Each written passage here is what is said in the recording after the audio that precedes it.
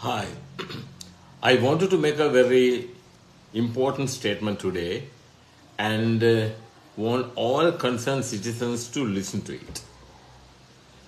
This is about the status in the customs department, state of affairs in the customs department, and I will let you know and tell you about the inland and excise sometime thereafter, about the revenue collection.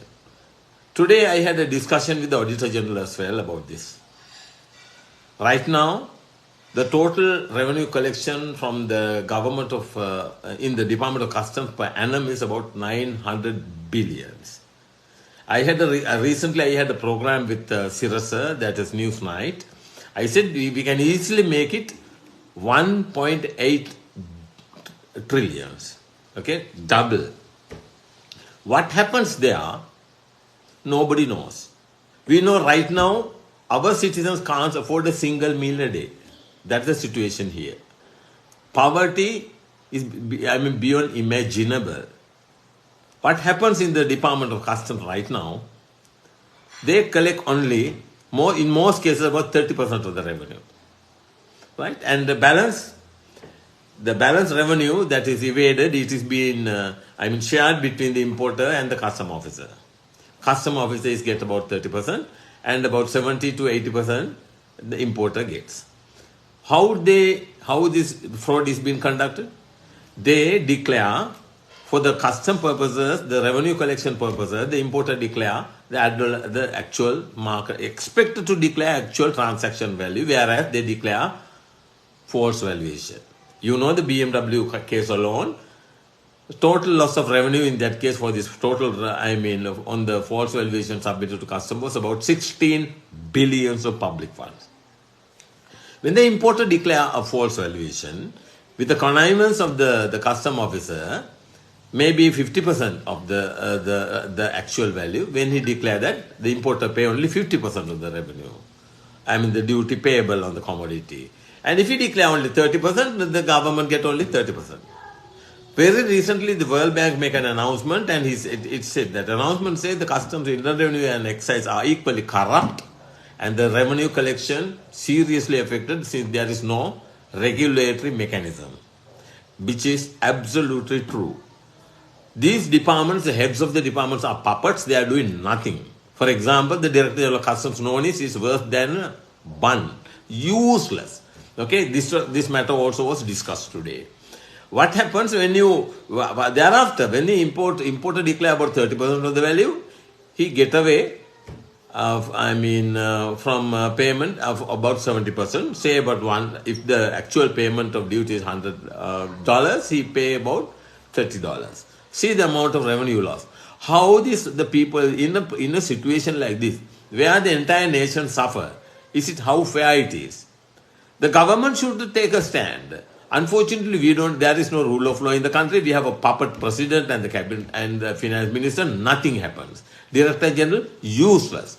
So what they should do, they must make an order to the custom officers, any short levy defrauded shall not be recovered as a penalty. That is the problem. So I had three recent cases. One importer, he had imported about 15 shipments of chocolates from Dubai and declared lower valuation, about 40 to 50%. And the custom officers, with the collusion of the customs men, what happened? Then customs, they allow the shipments. Sometime thereafter, the same officers raided his business premises and take over all the paperwork and ask him to pay 15 millions of penalty. So earlier, they connived with the importer, with the collusion with the custom officer, he defrauded the revenue, evaded the payment of tax. Now the same officers demand him to pay 50 million. I asked him to wait till I come. And there was another importer, that he had imported 12 or 13 shipments of toner for the photocopier machines. Both the custom officers insisted. They threatened the importer, if you are going to listen to Mr. Kodituaku, you will be sent to jail. What happened thereafter? They were compelled to pay the revenue, the defrauded by the importer as a penalty they shared. This is the most important element of it. The custom officers get 50% of the total revenue, I mean whatever the amount defrauded. What if they had they collected the defrauded amount as a revenue? The whole thing will go to the consolidated fund. Whereas when they recover the loss of revenue as a penalty, only 50% goes to the government revenue. So I discussed with this matter with the Auditor General. There is no use of discussing these matters with the Attorney General. It's another puppet. Okay, there is no use of talking these things about these people. All are equally corrupt to the core. So my message to the nation, to the people in this country, please pay attention to these things. You are not Gava Sampata. You are not herd of cattle. Okay, play your role. Just see at a time the whole nation suffer. See the level of corruption in the customs department. Inland revenue and excise, these two departments are not an exception. They all are the same.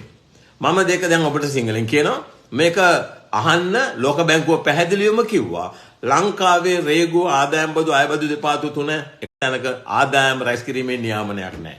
පල් හොරුන්ට ගිහිල්ලා තියෙන්නේ අධ්‍යක්ෂක general රේගුවේ පොල් පිට්ටා. සත්ත පහක වැඩන්නේ. බදු ගෙවීම සඳහා රේගුවට ප්‍රකාශ කරන මිලට තමයි බදු අය කරන්නේ. දැනට රේගුව රැස් කරනවා බිලියන 900ක් රාජ්‍ය ආදායම. දැන් ආණ්ඩුව කියනවා බිලියන 1330ක් රැස් කරන්න කියලා 1.3 ට්‍රිලියන්. කොහොමද රැස් කරන්නේ? පල් හොරුඩ ඉඳන් පල්ලෙහාට. කියන්නේ ජනාධිපති අමාත්‍ය මණ්ඩලයේ මන්ත්‍රීවරු හා රාජ්‍ය දෙපාර්තමේන්තු ප්‍රධානීන් හා නිලධාරීන් දූෂිත වුණාම පල්ලෙහා නිලධාරීන්ට දොස් කියලා වැඩක් නැහැ.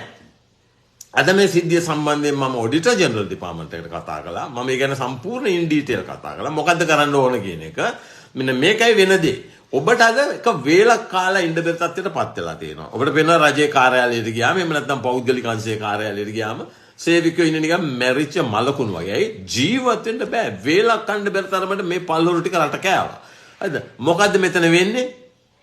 වෙන්නේ රේගු බදු ගෙවීම සඳහා ආනයන කරුණි රේගුවට ප්‍රකාශ කරන්නේ නියම මිලියන් 150ක් විතර. එක්ක 40ක්, එක්ක 30ක්. ඒ ප්‍රතිශතයට බද්ධ නැහැ. 130ක් ඩික්ලෙයාර් කරනවා නම් බදු ගෙවීම සඳහා 70ක්. එතකොට ඒ ප්‍රමාණයටම බදු අහිමි වෙනවා 70ක්. ඔබට පේනවද මේ වෙන අපරාධය? මේක බරපතල අපරාධයක්. වාර්ෂිකයේ කොපමණ මුදලක් අහිමි වෙනවද රේගුවට? රජයට බිලියන 900කට වැඩි. ඒකයි මම කියන්නේ මේව නවත්තන්න නම් හදන්න ඕනි නීතිය. රටේ මහ ජනතාව පෙනින්න ඕනි මේ කුණු දේශපාලන පක්ෂ වෙනුවෙන් නෙවෙයි. නීතිය ආධිපත්‍ය වෙනුවෙන්. මම ඒකයි කිව්වේ මේක හදන්න නම් අනිවාර්යෙන් නෝනිස්ගේ කණෙන් අල්ලලා විසි කරන්න ඕනි. මේව ඔක්කොම ආරක්ෂා කරන එක පල්හොරෙක් තමයි නෝනිස්. අධ්‍යක්ෂක ජනරාල්. මම ඔබට කියන්නේ මෙච්චරයි. අද මේක මම කතා කරලා කියන්නේ රේගුවට මේ සම්බන්ධයෙන් මොකද ඔවුන් බද්ධ වංචා කළාට පස්සේ 70ක් හෝ 70 60ක් හෝ 50ක් පස්සේ මේ නිලධාරීන්ම ආනයන කරුව වටලලා ඔහුව ගෙනල්ලා මිලියන 50යි මිලියන 75යි මිලියන 100යි කියලා රේගුවට අහිමි කරපු බද්ධ දඩයක් හෙට රය කරගෙන ඒකෙන් 150ක් කඩා ගන්නවා. මොනවද ඒක? ත්‍යාග. එතකොට එක පුරවැසියෙකුට අද වේලක් කාලා ජීවත් වෙන්න බෑ. රේගු දෙපාර්තමේන්තුව බිලියන 900ක් මේ විදිහට රජයේ බදු රජයට අහිමි කරනකොට ඔබ ඒක ඉවසනවා. මොනතරම් අපරාධයක්ද මේක? ඔබට මේක මම මේ කියන්නේ මොකටද මේ? දැනෙන්න කියන්නේ හිත පියාව. නුඹලා පුරවැසියෝ මිසක් වහල්ලු නෙවෙයි කියන එක. ඒකයි කිව්වේ ගව සම්පත කියලා කිව්වේ මේ කිසිම දෙයකට ප්‍රතිචාරයක් දක්වන්නේ නැති මිනිසුන්ට වෙන කියන්න වචනයක් නැහැ. මෙච්චර බරපතල අපරාධයක් වෙද්දී මම කිව්වා එක පුරවැසියෙකුට වේලක් කන්න බැරුව අද පීඩනයට පත් වෙලා ඉන්න අවස්ථාවක මේ වගේ දෙපාර්තමේන්තුවක බිලියන 900ක් රජයට රැස් කරන අතර බිලියන 900කට වැඩිය ආදායම වංචා කරනවා නම් මොන අපරාධයක්ද මේක? මොන අපරාධයක්ද මේක? මේක මම කිව්වා මගේම ක්ලයන්ට්ස්ලා දෙන්නෙක් ගැන මම ඔබට කිව්වා මේක ඉස්සෙල්ලා. අල්ලගෙන ගිහලා කිව්වා රේගු නීතිය ඉතා තදයි. කියන ඔබ මෙච්චර මිලියන 500ක් මිලියන 50ක් මිලියන 40ක් මිලියන 30ක් ඔබ වංචා කරලා තියෙනවා. ගෙවපන් නැත්නම් රිමාන්ඩ් එකට දානවා. අනේ අර මිනිස්සු බයට ගිහලා දඩයක් හැටියට ගෙවනවා. දැන් මේ වගේ කේස් 3ක් මම අද කතා කළා. මොන අපරාධයක්ද මේ වෙන්නේ? මේකේ අවසානයේ කොහෙද තියෙන්නේ?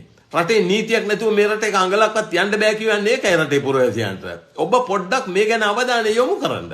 මේ මිලියන් එකක් දෙන්නේ නෙමෙයි. බිලියන් එකක් දෙන්නේ නෙමෙයි. බිලියන 900ක් 1000ක් විතර හොරකම් කරන්නේ මේ විදියට. නේද? ව්‍යාපාරිකයෝ තමන්ට නියම මිලට බදු ගෙවන්න කියලා රේගුව කියනවා නම් ගෙවනවා. ව්‍යාපාරිකයින්ට බෑ එක්කෙනෙක් 150ක් ගෙවනකොට අනිත් එක්කෙනාට සම්පූර්ණ බදු ගෙවලා එයාට ජීවත් වෙන්න බෑ. එයාට මාකට් එකේ ඉන්න බෑ. එක්කෙනෙක් 150ක් අඩුවෙන් ඩික්ලෙයාර් කරනවා, අය කෙනෙක් 60ක් අඩුවෙන් ඩික්ලෙයාර් කරනවා, එක්කෙනෙක් 70ක් අඩුවෙන් ඩික්ලෙයාර් කරනවා, එක්කෙනෙක් කොහොමද 100ක් ඩික්ලෙයාර් කරන්නේ? එයා අනිවාර්යයෙන්ම වෙළඳපොලෙන් එළියට යනවා. ඒකෙන්ද ඔක්කොටම බල කරලා තියෙනවා මේ කුණු ක්‍රමයට යන්න. හැබැයි පාරිභෝගිකයට කිසිම වාසියක් නැහැ. ඇයි? ඒ හොර කරන බද්ද ඔක්කොම මේ අය තමයි බෙදාගන්නේ. මොනවද වෙන්න ඕන? වෙන්න ඕන දේ තමයි නීති ආධිපත්‍ය රේගුවේ පිටවන්න ඕනි. කොන්ද කෙලින් තියාන වැඩ කරන්න පුළුවන් එකෙක් ගේන්න ඕන රේගුව අධ්‍යක්ෂක ජනරාල් හැටියට. කිසිම රේගු නීතිය තාතදායි 137 කියන මේ අත රේගු නීතිය බලද්දී collusion with the importer is a serious offense and the officer can be dismissed. ඒකයි වෙන්නේ නැහැ දෙපාර්තමේන්තුවේ. දන්න කාලෙක වෙන්නේ නැහැ දැන්. අර රේගු නීතිය බල්ලට ගිහිල්ලා තින්නේ. මොකටද මේ ටික කිව්වේ? මේ කතා කළේ කාටද? රටේ නිවහල් පුරවැසියන්ට. නීතියක් තියෙන්න ඕන කියලා හිතන අයට. මේ විදිහට රජයේ රාජ්‍ය ආදායම වංචා කිරීමට එරෙහිව නැගී සිටීමේ සම්පූර්ණ වගකීම තියෙන ඔබට දැන් ලෝක බැංකුව කෑ ගහනවා. එහෙන් වෙන විදේශ ආයතන කෑ ගහනවා. මේවට එහෙම කෑ ගහලා වැඩක් නැහැ. කෑ ගහන්න ඕනේ එකම පුද්ගලයා ඔබ. ඒක නවත්තන්න තමයි අර තුට්ටු දෙකේ පනත් ගෙන්න මොනවද ත්‍රස්ත විරෝධී පනත් අනම්මන කියලා කියන්නේ. රටේ අපරාධකාරයෝ 225 පුරවැසියන්ව ත්‍රස්තවාදීන් විදියට පාවිච්චි කරන එක තමයි මේ රටේ වෙන්නේ. පස්සේ හම්බ වෙමු නැවත. බොහොම ස්තුතියි.